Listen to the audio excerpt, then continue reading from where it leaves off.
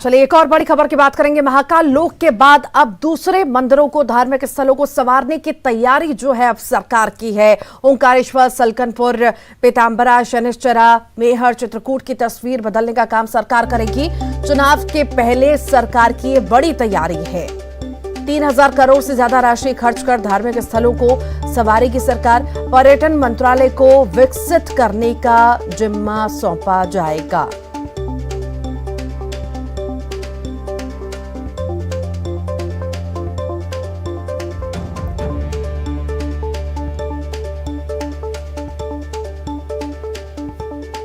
महाकाल लोक के बाद अब ओंकारेश्वर, सलकनपुर, पीताम्बरा, शनिश्चरा, मेहर और चित्रकूट की तस्वीर बदलने का काम अब सरकार करेगी। चुनाव के पहले सरकार की ये बड़ी तैयारी है।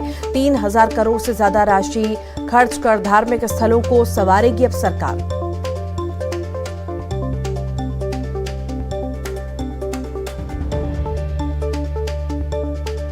और ज्यादा जानकारी के लिए शैलेंद्र हमारे साथ जुड़ गए हैं। शैलेंद्र, महाकाल लोक के बाद अब सरकार की तैयारी है दूसरे धार्मिक स्थलों को सजाने की, संवारने की। शैलेंद्र,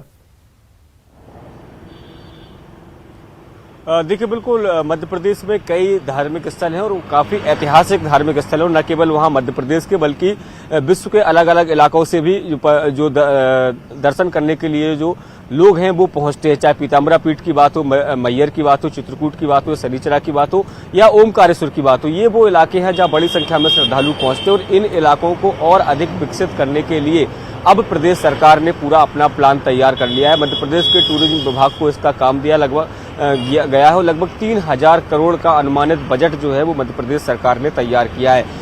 केवल मध्य प्रदेश सरकार ही नहीं बल्कि इस पूरे प्रोजेक्ट में केंद्र सरकार का जो प्रसादम अभियान है उसके से भी इसको मदद मिलने जा रही है और इन इलाकों को लगातार डेवलप किया जाएगा। या ये कहे कि मध्य प्रदेश में नए धार्मिक टूरिस्ट सर्किट तैयार किए जा रहे हैं, क्योंकि अगर आप पूरे इलाके को देखें, जो ओमकारेश्वर हो, पीताम्बरा पीठ हो, शनिचरा हो, मैयर हो, चित्रकूट हो, ये इलाके अलग अलग इलाकों में हैं। लेकिन जब मध्य प्रदेश में बाहर के पर्यटक आते हैं तो न केवल वो ऐतिहासिक धरोहरें देखें बल्कि मध्य प्रदेश में जो धार्मिक स्थल, ऐतिहासिक धार्मिक स्थल है, उन पर भी लोग पहुंचे और जो लोग वहां पहुंच रहे हैं उनको वहां की पूरी जानकारियां भी मिल सके, समुचित व्यवस्थाएं हो, इस दिशा में मध्य प्रदेश की सरकार काम करने जा रही है। हालांकि कांग्रेस को इस सबको लेकर जरूर सवाल खड़े कर रही है और कह रही है कि चुनाव का साल है और चुनाव के साल में ही धर्म की याद जो है वो बीजेपी को आती है और उसी कड़ी में इस तरह की जो घोषणा है वो मध्य प्रदेश की सरकार कर रही है। लेकिन बहरहाल कहीं ना कहीं मध्य प्रदेश के लोगों के लिए या फिर उन धार्मिक स्थलों के आसपास रहने वाले लोगों के लिए एक बड़ी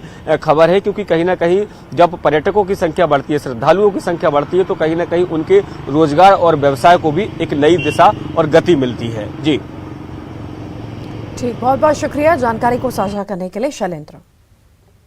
भोपाल की बात करेंगे। आज करदाताओं का सम्मान जो है करेगी एमपी सरकार। सबसे ज्यादा टैक्स देने वाले व्यवसायियों को भामाशाह पुरस्कार मिलेगा। साल 2020-21 और 21-22 में जीएसटी कानून के तहत टैक्स देने वाले व्यवसायी अब सम्मानित होंगे।